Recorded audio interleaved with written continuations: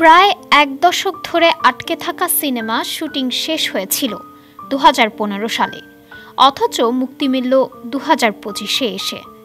আর গত ১৪ আগস্ট মুক্তি পেতেই যেন বাজিমাত। এই ছবির মাধ্যমে প্রায় ১০ বছর পর দেব শুভশ্রীকে একসঙ্গে বড় পর্দায় দেখেছেন দর্শকরা। দেব শুভশ্রীর জুটির বহু প্রতীক্ষিত ধূমকেতু বাংলা সিনেমার ইতিহাসে নতুন নতুন রেকর্ড গড়ে টলিউডের বক্স অফিস কাঁপিয়ে দিয়েছে। কিন্তু ধূমকেতু যদি ২০২৫ সালে তৈরি হতো, তাহলে কি শুভশ্রীকে ছবিতে নায়িকা হিসেবে বেছে নিতেন দেব? এই প্রসঙ্গে এক সাক্ষাৎকারে এই প্রশ্নে নায়ক জানিয়েছিলেন, শুভশ্রী ইতোমধ্যেই ২ বাচ্চার মা, ফলে তার মুখের ইনোসেন্স, সারল্য হারিয়ে গেছে। তাই নায়িকাকে নিলেও কোনো পার্শ্ব চরিত্রের জন্য বেছে নিতেন। আর দেবের এই মন্তব্য ঘিরে বাধে বিতর্ক। এবার সেই প্রসঙ্গে মুখ খুললেন শুভশ্রী, নায়ককে দিলেন পাল্টা জবাব।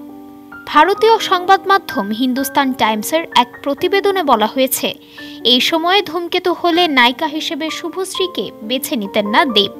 এসব কথা শুনে অবাক হন শুভশ্রী গাঙ্গুলি। খানিকটা ক্ষুব্ধ হয়ে নায়িকা বলেন, কি বলি, একটা সেন্সেবল মানুষ কিভাবে এই ধরনের কথা বলে? আমার জানা নেই। আমার পার্শ্ব চরিত্র করতে কোনো সমস্যা নেই, আমি সন্তান করেছি, আমার কাছে চরিত্রটা গুরুত্বপূর্ণ।